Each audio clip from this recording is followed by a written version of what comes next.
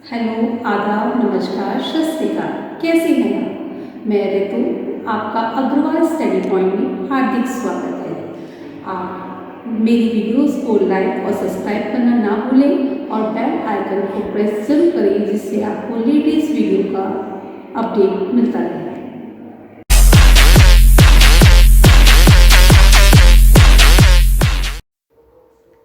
Hello बच्चों, आज हम हिंदी व्याकरण का अध्याय जिसका नाम है अव्यय, उसका अध्ययन करेंगे। अव्यय जिन शब्दों से लिंग, वचन और कारक के अनुसार परिवर्तन नहीं होता उन्हें अव्यय कहते हैं। अव्यय को अविकारी शब्दों के नाम से भी जाना जाता है। अब हम अव्ययों के भेदों के बारे में बात कर रहे हैं। अव्यय के 4 भेद होते हैं: क्रिया विशेषण, संबंध बोधक, समुच्चय बोधक और विस्मयादिदि बोधक। क्रिया विशेषण सबसे पहले हम अध्ययन करने जा रहे हैं क्रिया विशेषण के बारे में। क्रिया विशेषण जिन शब्दों से क्रिया की विशेषता का पता चलता है उन्हें क्रिया विशेषण कहते हैं। इसके उदाहरण हैं यहाँ पर, जहाँ पर, यहाँ, तेज, अब, रात, धीरे धीरे, प्रतिदिन, सुंदर, वहाँ, तक, जल्दी, अभी, बहुत, आते। वहाँ पर क्रिया विशेषण अव्यय होता है। जैसा कि आपको पता है, क्रिया विशेषण के भी 4 भेद होते हैं। पहला भेद है क्रिया समय के अनुरूप जब क्रिया होती है, स्थान के अनुरूप जब क्रिया होती है, रीति के अनुसार होती है और परिमाण के अनुसार होती है। जैसा कि हम लिखे हुए 4 उदाहरणों में देख रहे हैं, महेश कल जाएगा। प्रस्तुत वाक्य में कल शब्द हमें समय का बोध करा रहा है।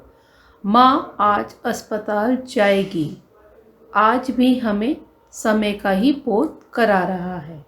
उन्होंने मुझे धीरे धीरे हिलाना शुरू किया, यह हमें रीति का अनुभव करा रहा है। और अध्यापक ने उसे बहुत समझाया, तो ये बहुत हमें परिमाण का बोध करा रहा है। अब हम आगे चलते हुए संबंध बोधक अव्ययों के बारे में पढ़ेंगे। जो शब्द संज्ञा या सर्वनाम के बाद आकर उसका संबंध वाक्य के दूसरे शब्द के साथ दिखाता है, उसे संबंध बोधक अव्यय कहते हैं।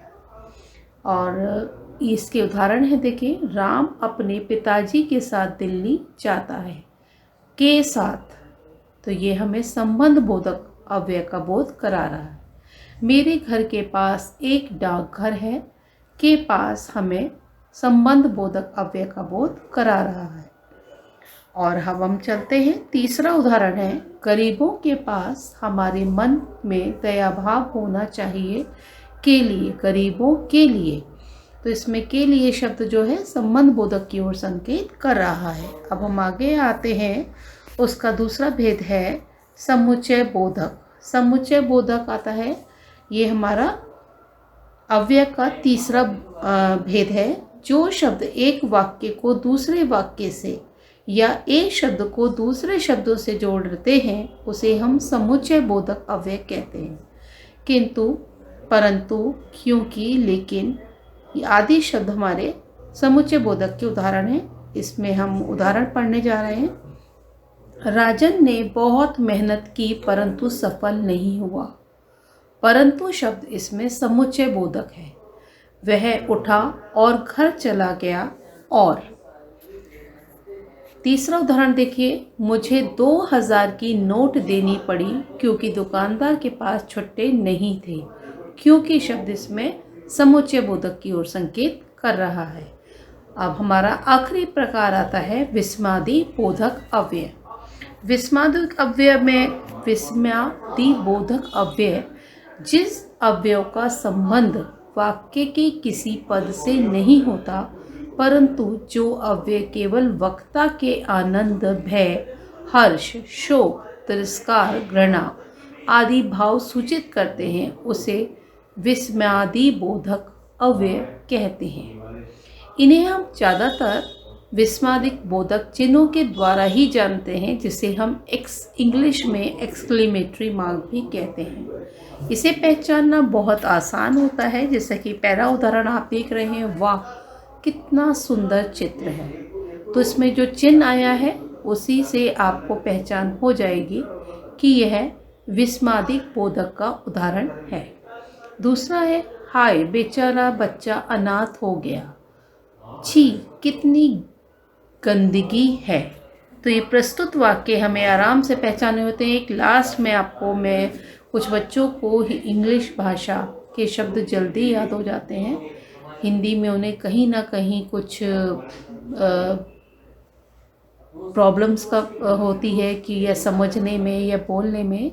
तो अगर हम दोनों ही भाषाओं का प्रयोग करें तो हम आराम से समझ सकते हैं, जैसा कि क्रिया विशेषण को इंग्लिश में हम एडवर्ब और संबंध बोधक को हम इंग्लिश में प्रपोजिशन और समुच्चय बोधक को हम इंग्लिश में कंजक्शन और विस्मादिक बोधक को हम एक्सक्लेमेटरी सेंटेंसेस कहते हैं।